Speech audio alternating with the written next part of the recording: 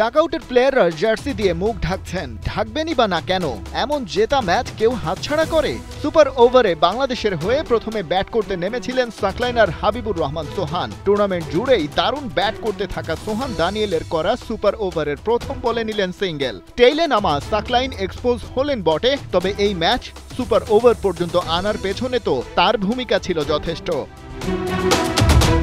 কিন্তু প্রথম বলেই আউট হয়ে গেলেন। তারপর জিসান আলম নেমে ওয়াইডে একটা বাউন্ডারিও পেলেন। সুপার ওভারের তৃতীয় বলে উড়িয়ে মারতে গিয়ে রোপ পার করতে পারেননি জিসান আলম। পাকিস্তান শাহিনকে টার্গেট ছুড়ে দেয়া গেল মোটে 7 রান।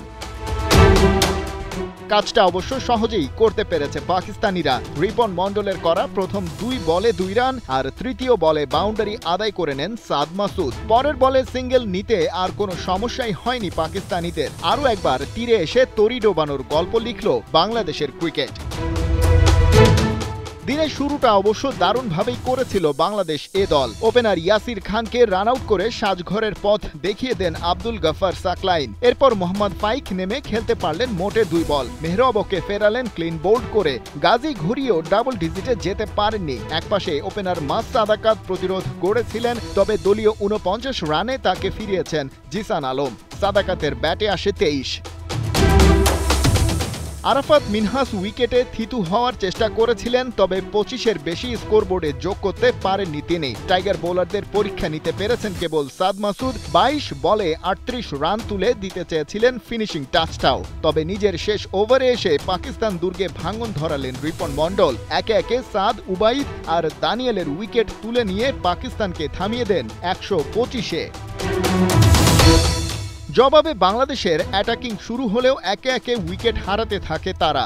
একপাশে হাবিবুর রহমান সোহানকে রেখে ফিরে যান জিসান আলম, মাহিদুল অঙ্কন, ইয়াসির আলী আর ক্যাপ্টেন আকবর আলীও। কেউ পাননি 2 ডিজিটের রান।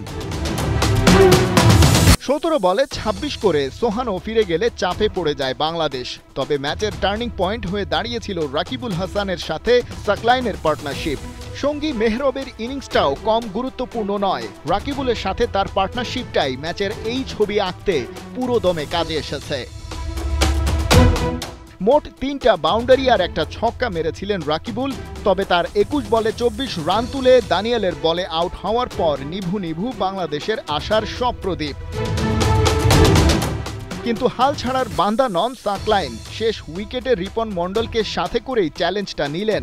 শেষ বেলায় জোড়া ছক্কা হাঁকিয়ে 12 বলে তুললেন 16 রান। টাইগারদের শেষ ব্যাটার রিপনেরও এলো একটা ছক্কা, আর সেই সুবাদেই পাকিস্তানের 125 রানের বিপরীতে নির্ধারিত 20 ওভারে ওই 125ই তোলে বাংলাদেশ।